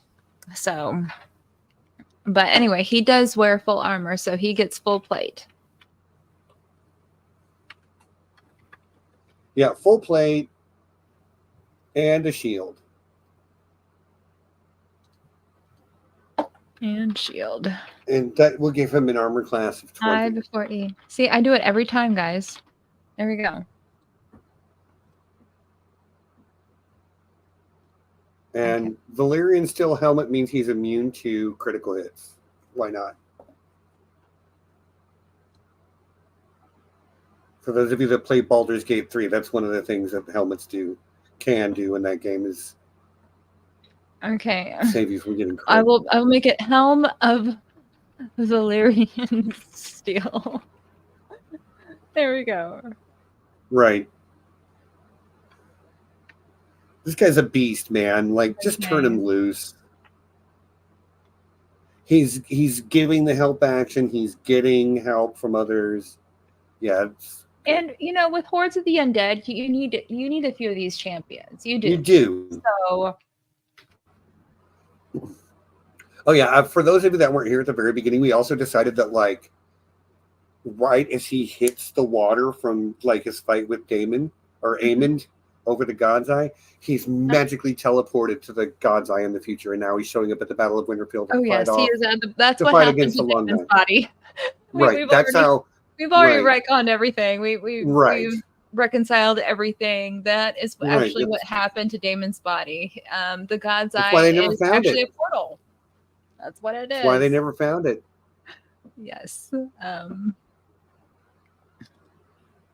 So that's what happens. And he's down for war crimes, which is going to be needed. We are going to need his lack of morals. We still have one feat to pick. Yes, 1 feat. And like his hit points to figure out as well. Although that's not that hard. That's just bust out the calculator for a second. Okay. We talked about the alert feat earlier. We talked about the skill expert feat. Because we have skilled, but there's also a skill expert, which gives another expertise. Okay, so there is,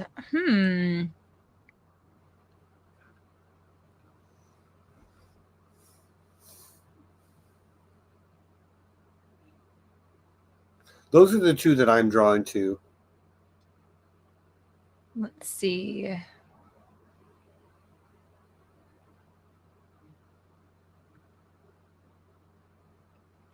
Sentinel's usually really good, but if you're going to be in the air, I'm not sure. Savage Attacker. Shane's bringing up the slasher feat. Ooh. Let me look at that.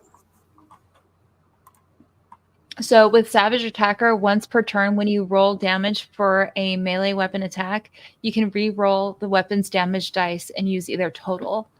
So that's it's not bad.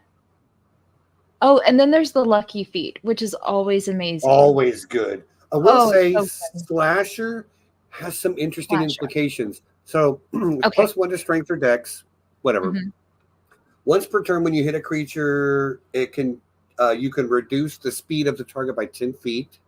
Okay. And the thing that I think is really fun, when you score a critical hit, which we're already really trying hard to do, that deals slashing damage to a creature, you grievously wound it. Until the start of your next turn, the target has disadvantage on all attack rolls. Oh. So that is fun, Shane. That's a fun idea. Because we're already really trying to do crits.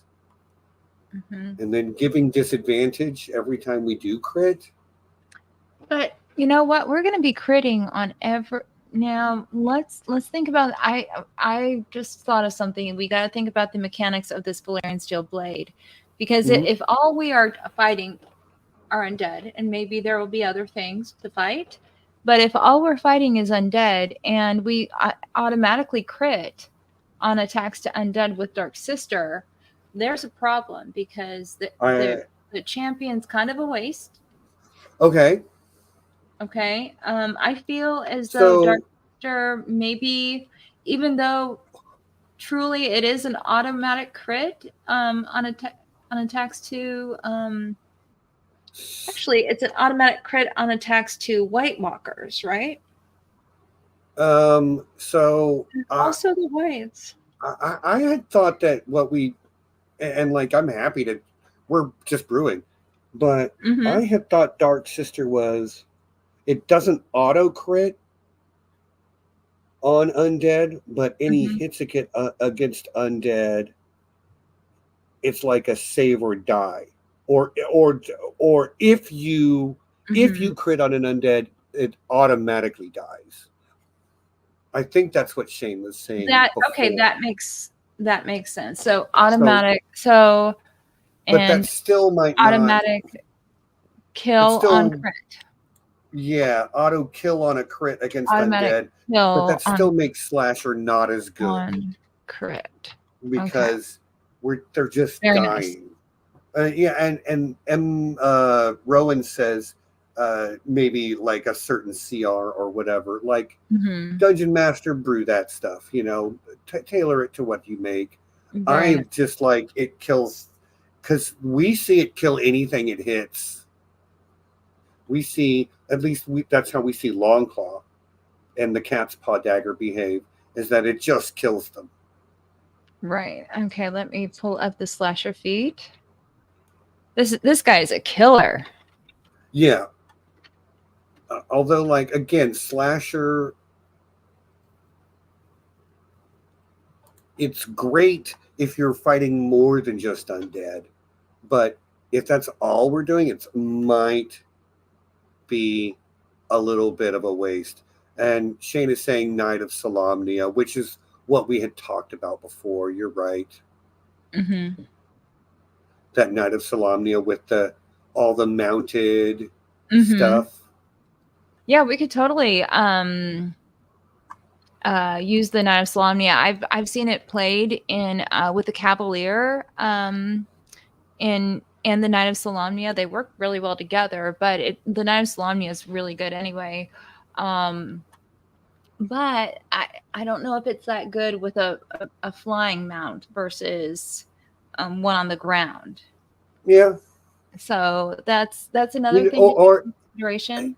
maybe you're right. Maybe it's lucky. I mean, honestly, I feel like Lucky is such an underused and underrated. Like, I love the Lucky Uh, feat. it's I do. very good. I totally recognize that It it's can very get you good. out of a A- really bad bind Any really quickly. anything that lets you manipulate the dice is good. Yes. So Lucky, and it's Daemon. Guy is lucky, dude. right. Oh I yeah. love. So Mondo Cool says that he loves Lucky. So Yeah, I love Lucky too. I am yeah. totally What you down need with to do giving my is characters Lucky feet. play a halfling, so you get halfling luck, and then you Mm-hmm. play a divination wizard, so you get your portent dice, where you roll 2 dice at the beginning of the day, and you can just use those numbers on any die roll later, Oh, that's and then nice. you take the lucky feat. It's stupid. Yeah, I was actually thinking about building a dice manipulator build, and but I don't want my GM to kill me. So Right. so because I feel as though as soon as the DM sees what a nuisance this character is, they're they're going to try and do something. Um, so I haven't done it, but it's very tempting. So one of these Well, days, again, halfling divination wizard with the lucky feat, nice, nice. and But you're rolling 2 dice every morning that you can just use those. You get to reroll all your ones because you're a halfling, and then the lucky feat is 3 luck points to just reroll whatever you want. beautiful, It's beautiful. nuts. Okay, okay. Here we go. Oh, Shane brings Lucky. up a good point. The Knight Uh-oh. of the Knight of Solamnia thing does give you advantage, but lucky also just gives you advantage 3 times. Right. And I think that let me take a look because oh, but you know what? If we can get advantage, then we can automatically get sneak attack. Ooh. That's Um true. yes. Which might but Advantage sneak attack with Dark Sister. Like, right, but you're going to be mounted on Caraxes, so you're already going to be on a are you going to mount be on larger. Caraxes? Well, Caraxes died. Daemon's body was never found. True. I mean, we could I'm give him a horse, but at the it's still bottom at the Battle of Winterfell. I want to put him on a right. horse, probably. Right, but with the horse, you are still because you can use the sword. Yeah, makes sense. But what I was going to say, and I think I forgot what I was going to say, um, but with the horse, yes, I totally forgot what I was going to say. So let's keep going. Sorry. No, it's okay. Sidetracks are part of my personal brand, so that's totally okay. But yeah, so we were talking about advantage, but with the horse, that would also give you advantage, correct? For a lot of your I mean, with the Knight of Solamnia ability, like that ability itself gives you advantage. Right. Okay. While mounted. Let's do Lucky it. doesn't give you really advantage, but it does let you re-roll, which is like advantage, but it doesn't turn on your sneak attack. All right, let's do it. And like I told you, I do like Knight of Solamnia, so let's roll with it. Right, Knight of Valyria. Yes, and we will call it the Knight of Valyrian because he is a Valyrian knight. Yeah. Beautiful. Even though he's knighted, but like, yeah, we know. Okay. And actually, it's technically called the Squire of Solamnia fee. It's the Knight of Solamnia background, but the Knight of Solamnia background gives you the Squire of Solamnia fee. But it's very easy to get the two confused. I do. So here we go. Mount up. Mounting or dismounting only costs you 5 feet of movement and precise strike once per turn. When you make a melee weapon attack against a creature, you can cause the attack roll to have advantage. And if it hits, you get an extra D8. And you add that number as a bonus to the attack's damage. But then you also get sneak attack on top of that. That is insane damage. And when you're crit seeking, advantage is just that is just I got insane. 2 chances to get 18 or better. Okay, that is, man, I want to play this character. Right? Oh my god. It's a little, well, I told you we're going to min-max this guy because if anybody. Oh my god, this guy, it's a fun build actually. This guy is very nice. Especially with the Dark Sister improving his crit threat by 1 is really ridiculous. Yes, absolutely. There's a feat called Elven Accuracy. Which, I love that. That's what which lets you roll 3. That's another way to like cheese this even harder. Mm-hmm. That's what I used Elven Accuracy when I did my crit. My crit John build. H is asking about his ability scores. I'm sorry, just got here and wants to see what stats we gave him. So now going with the stats, we do assign the stats. We do not roll for them or do anything. We build them as we see them. So this is how we view Daemon at the most accurate as we can. Yeah, and like strength of 16, dex of 17, con of 16, intelligence of 10, and intelligence of 15. Wisdom of 10 and charisma of an 18. Yeah, and again, these were just like us trying to interpret what we read on the page, what we see on the screen, and make something that made sense. Obviously, everybody's numbers can be slightly different. Hopefully, you think these are at least close.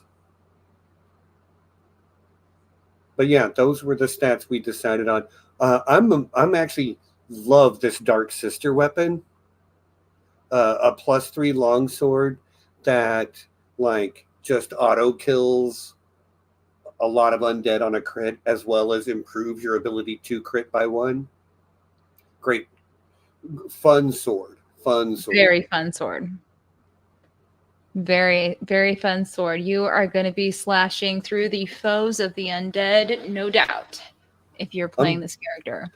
I'm going to do the calculation for hit points just real quick as well. So it's 10 at first level, +3. And then each level beyond that. So average, if you're taking average, you just get 6 hit points on a D10. And then you add 3 for his constitution. So that's 9 per level he'll be gaining. times his 5 additional levels of fighter is 45, in addition to the 13 he starts with. And then if he's got 4 levels of rogues get a d8. That's going to be an average roll of 5 on a d8. Plus 3 per level is 8. He's got 4 levels of rogue. 8 times 4 is 32. Which gives him a total of exactly 90 hit points. 90. Which is pretty solid. That's not bad. Which is pretty solid. Bad. Oh, and why then bonus against undead for Dark Sister? Just curious, because Valyrian steel has been shown to be exceptionally potent against White Walkers, the others, and their whites. That's why. Oh yes. So so in the world of A Song of Ice and Fire, there is not a whole lot of magical weapons. In fact, the only 2 types of magical weapons that we are really aware of, and maybe 3, which you have obsidian, which you can forge into stuff, and then you have Valyrian steel. And Valyrian steel is forged in the fires of Valyria, potentially using dragon flame. It has a lot of very secret mystical abilities. Nobody knows the secrets of how it was forged. And but it's heavily implied that human sacrifice is required and that a soul goes into the blade. And that's actually part of the magic that is able to kill the White Walkers. So I would give it a +3 because that's basically one of the very few magical weapons that are available within the world of Westeros. So I feel that that's pretty solid. The only weapon that might be superior would be a larger blade or Dawn. So, and Dawn is the weapon of House Dane that was forged from the heart of a falling star, and basically has the same characteristics as Valyrian steel, and may have had similar type of forging. And I have a video about Valyrian steel if you are interested in, and check it out. Yeah, we were like, ooh, like big named Valyrian steel sword, like relic of old of old Valyria. We had to make it an amazing weapon. Oh, and then why bonus against undead for Dark Sister? So because Valyrian steel is one of the very few weapons that are effective against the White Walkers. So so that's why it's going to have that additional feature on it. Yes. Yeah. Plus, we're kind of designing characters to take part in the battle for Dawn at Winterfell. Don't ask how Daemon's there. He just is. Okay. But yeah, I think that's so. He's got 90 hit points and an armor class of 20. Yeah. So let me update those 2 things, and I can calculate the rest for the skills and everything later. Yeah. Let me put that in. But yeah, this was a fun build. I'm gonna have to call it off here soon. No, that's okay. I actually have all of this coffee and all of this water, and no, I am in the same spot. I have to use the bathroom too. Right. So that's like after each stream, that's like the first thing that we do is go, I have to use the bathroom. Yep. So and then initiative, it looks like it's gonna be a +3 initiative, right? Yeah. Yeah, we didn't take the alert feat, so it's +3. Okay, which is still good. +3 is great. Yeah. And hit points are 90. Beautiful. This is a gorgeous character I would love to play. Ideals. Okay, bonds. Okay, most of it is I like how his only personality trait we have so far is down to do war crimes. For next in line for the throne. Okay.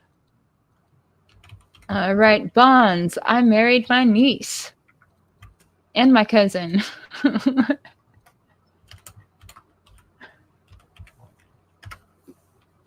Yeah, my cousin niece. And my cousin. My cousin niece wife.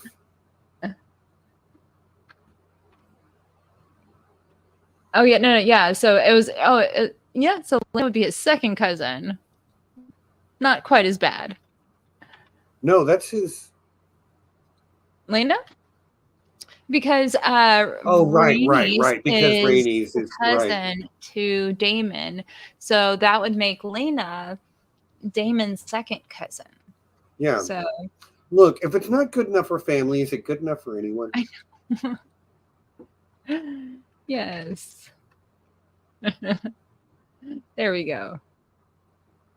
All right, and ideals.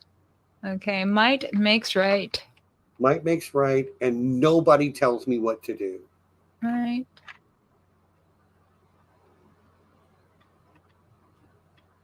Nobody, not his wife, not his king, not his brother. Nobody has ever been able to tell him what to do. Very true. I think that that's one of the reasons why he was not a fan of his first wife, is because she's very opinionated. Mm-hmm. Are you talking about Royce? What's her? I don't Yes, remember.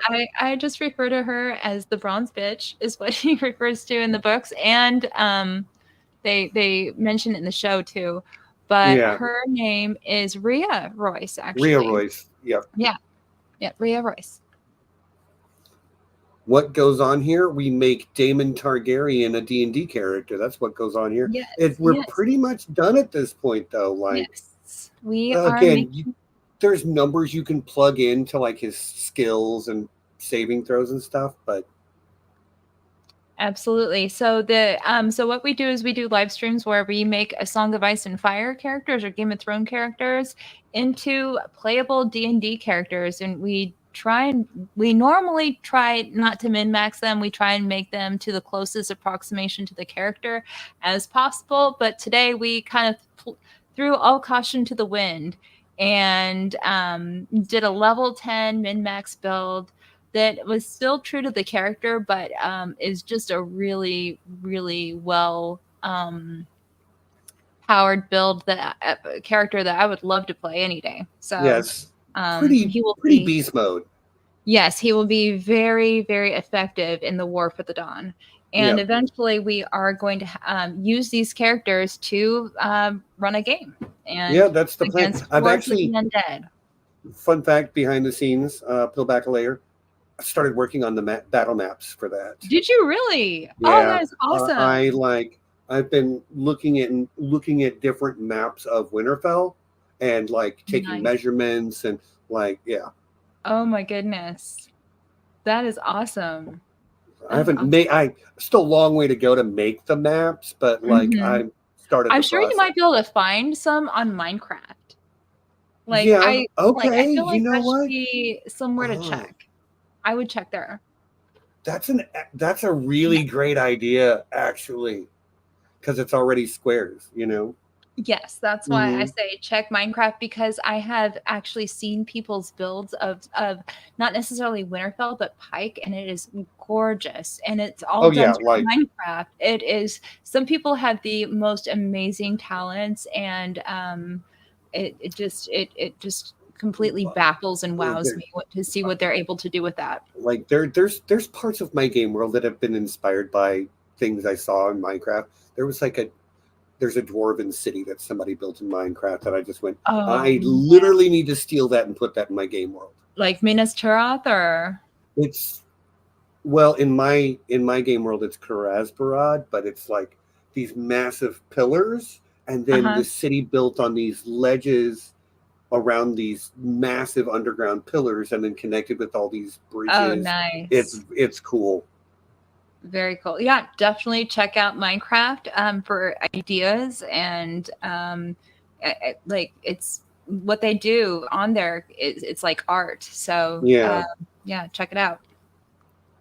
Anyway, I need to wrap this up because Yes, we have to go to the bathroom, the and we pee are done. situation is becoming urgent. Urgent, very urgent. So, hey, thank you guys. Thank you everybody for coming out. And if you want to check out my channel, I've got a bunch of Song of Ice and Fire videos and House of the Dragon videos. And I have a very recent video that discusses House of the Dragon and some implications for the Long Night. And we'll do another one of these in a couple of weeks. Maybe we'll do Tyrion. We were supposed to do Tyrion this week, but we decided Aemon would be more fun. Well, yes, Or absolutely. Daemon. Yes, absolutely. And Daemon was quite fun, but Tyrion is going to be a fun build as well, because this is going to be one of the very few characters that I might be able to convince Stephen to do a race other than human. I think we might be able to get a halfling or a dwarf out of Tyrion. Yeah, sure. Why not? Maybe. We'll see. Could be a lot of fun. But yeah, join us for that. All right. And that is it. Thank you, everybody, for coming. Bye. Bye.